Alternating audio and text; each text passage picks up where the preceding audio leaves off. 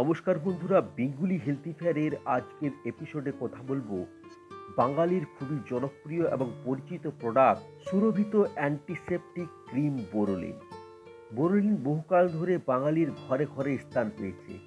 শুকনো বা ড্রাই স্কিনের জন্য, শরীরের কোনো স্থানে কেটে বা ছড়ে গেলে, ঠোঁট ফেটে গেলে, পায়ের গোড়ালি ফেটে গেলে, আরও অনেক ক্ষেত্রে বাচ্চা থেকে বুড়ো সবার বোরোলিন নিত্যসঙ্গী। কেউ আবার গরম করে বোরোলিন ইউজ করে। আসুন জেনে নিই বোরোলিনের মধ্যে এমন কি আছে যার জন্য বোরোলিন এত জনপ্রিয়। আসলে বোরোলিন কখন এবং কোথায় ইউজ করলে এর বেনিফিটস সব থেকে বেশি পাওয়া যায়, গরম করে লাগালেই বা এর বেনিফিটস কি পাওয়া যায়, কোন ক্ষেত্রে বোরোলিন লাগালে লাভের বদলে ক্ষতি হতে পারে, আসুন এইসব খুঁটিনাটি বোরোলিন সম্বন্ধে জেনে নিই। বন্ধুরা, বোরোলিনকে ভালোভাবে জানতে গেলে এর উপাদানগুলিকে ভালোভাবে বুঝতে হবে। অর্থাৎ কি দিয়ে বোরোলিন তৈরি, কি কি ইনগ্রেডিয়েন্ট আছে এর মধ্যে, সেগুলোকে জানতে হবে। বোরোলিনের প্রধান উপাদান হলো বোরিক অ্যাসিড, যার থেকেই এর নাম বোরোলিন। বোরিক অ্যাসিড একটি অ্যান্টিবায়োটিক এবং অ্যান্টিসেপটিক এজেন্ট, যা ব্যাকটেরিয়া এবং ফাঙ্গাসকে দূর করতে পারে। দ্বিতীয় উপাদান হলো জিঙ্ক অক্সাইড, যা স্কিনের উপর একটা প্রোটেক্টিভ লেয়ার তৈরি করে, যা ঘষাঘষি থেকে স্কিনকে প্রোটেক্ট করে এবং স্কিন কেটে বা ছড়ে গেলে তাকে সারিয়ে তুলতে সাহায্য করে। জিঙ্ক অক্সাইড এটি বাচ্চাদের ডাইপার র্যাশের ক্রিমেও পাওয়া যায়। তৃতীয় উপাদান হলো লেনোলিন। এটি একটি তেল জাতীয় পদার্থ যা স্কিনের ময়শ্চারাইজার রিটেনশনে সাহায্য করে। এইসব ইনগ্রেডিয়েন্টগুলো একটা অয়েল এবং ওয়াক্স বেসে মিক্স করা আছে, যার জন্য বোরোলিন তেলতেলে বা চিটচিটে হয়। এবার জেনে নেব বোরোলিনের ভালো দিকগুলি কী কী।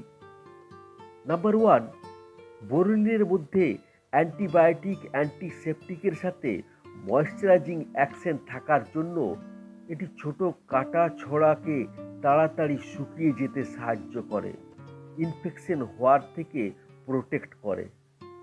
নাম্বার 2, ভিজে ত্বকের উপর লাগালে এবং হেভি ময়শ্চারাইজার গুণের জন্য এটি স্কিনের উপর ময়শ্চারাইজারকে খুব ভালোভাবে লক করতে পারে, যার জন্য ড্রাই স্কিনকে খুব তাড়াতাড়ি ময়শ্চারাইজ করতে পারে। হাত শুকনো হয়ে ছাল উঠে যাওয়া, ফাটা ঠোঁট, ফাটা গোড়ালিকে ঠিক করতে বোরোলিন খুবই ভালো কাজ করে। এর মধ্যে জিঙ্ক অক্সাইড থাকে, তাই একে বাচ্চাদের ডাইপার র্যাশেও ব্যবহার করা যাবে। এছাড়া ছ্যাঁকা লাগা বা পুড়ে যাওয়ার ক্ষেত্রেও বোরোলিন লাগালে এর মধ্যে একটা প্রোটেক্টিভ লেয়ার তৈরি হয়ে স্কিনকে তাড়াতাড়ি সারিয়ে তুলতে সাহায্য করে। এবার আসুন জেনে নিই কোন ক্ষেত্রে বোরোলিনের ব্যবহার করা উচিত নয়, ব্যবহার করলে ক্ষতি হতে পারে। নাম্বার 1, ময়শ্চারাইজার হিসাবে অনেকেই একে মুখে লাগাতে পছন্দ করে, কিন্তু হেভি অয়েলি টেন্ডেন্সি এর জন্য সহজেই মুখের ব্রেকআউট বা ব্রণ সৃষ্টি হতে পারে। যাদের অলরেডি অ্যাকনে প্রোন স্কিন, তাদের ক্ষেত্রে বেশি সমস্যা দেখা দিতে পারে। বোরোলিন একটি কমেডোজেনিক পদার্থ, যার জন্য অয়েল গ্ল্যান্ডে পোর্স ক্লগ হয়ে তেল জমে অ্যাকনে সৃষ্টি হতে পারে। তাই আপনার যদি অ্যাকনে প্রোন স্কিন হয়, তাহলে মুখের ময়শ্চারাইজার হিসাবে বোরোলিনকে অ্যাভয়েড করাই ভালো। বোরোলিন ড্রাই স্কিনের উপর লাগালে ময়শ্চারাইজার লক করতে পারে না, তাই বোরোলিনকে সবসময় ভেজা স্কিনের উপর লাগানো উচিত। ড্রাই স্কিনে বারবার বোরোলিন লাগালে ড্রাইনেসকে আরও বেশি বাড়িয়ে স্কিনকে ইরিটেট করে দিতে পারে।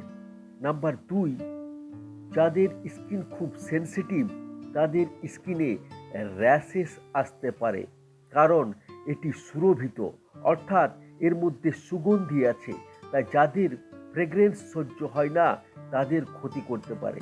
সেই জন্য যাদের সেনসিটিভ স্কিন, তাদের মুখে ডাইরেক্টলি বোরোলিনকে না লাগাই ভালো।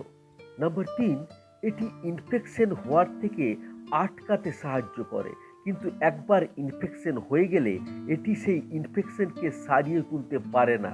তাই ইনফেকশন একবার হয়ে গেলে ক্ষেত্রে আলাদা মেডিসিন ইউজ করতে হয়, সেক্ষেত্রে বোরোলিন কাজ করবে না।